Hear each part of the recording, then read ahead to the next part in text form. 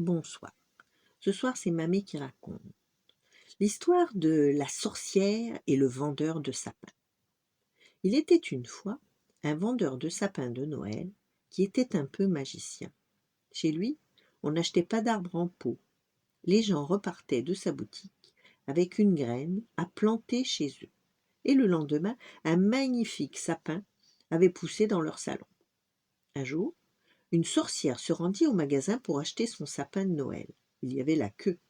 Alors la sorcière bouscula tout le monde avec son balai. « Tous, tous, laissez-moi passer, je déteste attendre. Vendeur, je veux un sapin et que ça saute !» Avec un sourire moqueur, le vendeur alla chercher une graine dans ses sacs. La sorcière l'empocha et dit « Je ne vous paie pas, évidemment, je déteste payer !» Et elle enfourna son balai pour aller planter la graine dans son salon. Le lendemain matin, surprise, au lieu du sapin attendu, se dressait un immense cactus. À ses piquants étaient accrochées des guirlandes dorées, et tout en haut, à la place de l'étoile traditionnelle, se tenait un perroquet jaune qui salua la sorcière en ces termes. « Bonjour, repoussante sorcière. Ce cactus piquant est ton portrait tout craché. Jaco est tout content. » Furieuse, la sorcière fonça vers la boutique.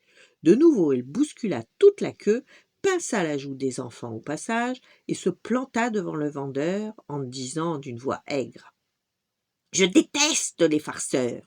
Si tu ne me donnes pas une vraie graine de sapin, je te transforme en crapaud. » Le vendeur se confondit en excuses. « Comment ai-je pu, honorable dame, comment ai-je pu me tromper de sac ?» Et la sorcière repartit avec une autre graine. Le lendemain matin, elle se trouva devant un saule pleureur. Le long de ses branches étaient fixées des boules scintillantes et des lumignons, et le saule se mit à sangloter. « Bouh, bouh, comment peut-on être d'une telle méchanceté ?» Ses larmes coulaient à flots. Éteignant les bougies l'une après l'autre, la sorcière rêvait d'exploser de colère, mais elle sentait une inexplicable gentillesse l'envahir. C'est que le saule était magique, ses larmes étaient capables d'amollir les cœurs les plus endurcis. Lorsque la sorcière retourna chez le vendeur, elle fit la queue, comme tout le monde. En attendant, elle distribua des bonbons aux enfants et leur raconta des fabuleuses histoires de Noël. Le vendeur l'examinait de loin.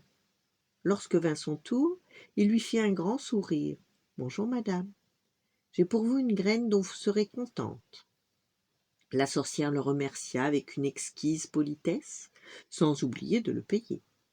Le lendemain, dans son salon, elle trouva un sapin de Noël magnifique, le plus beau qu'elle ait jamais vu. Voilà, bonne nuit, faites de beaux rêves et à demain.